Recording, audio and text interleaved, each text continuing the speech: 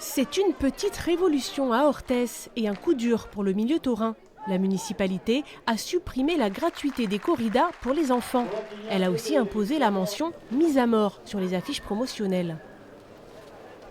Avant d'assister à la noviada de clôture des fêtes, le maire a tenu à saluer les anti-corridas rassemblés près des arènes.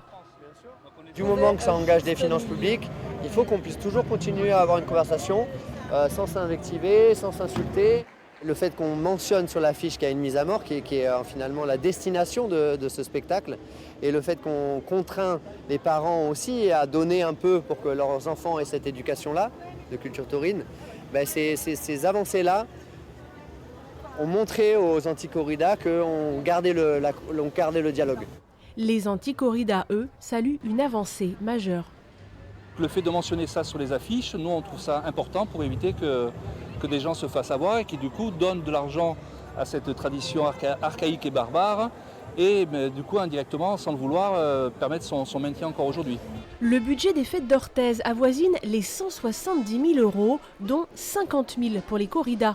La municipalité souhaite se désengager progressivement. La commission taurine va devoir s'adapter, mais rappelle l'enjeu économique. En termes d'économie, c'est très important. On ne parle plus de tauromachie, on parle d'économie locale. On remplit tous les hôtels, les restaurants, les bars, les gens consomment à Orthez. Donc il n'y a pas que la tauromachie dans cette journée, il y a la partie économique. Les arènes du Pesquet ont fait le plein dimanche soir. Plus de 2000 personnes ont assisté au spectacle.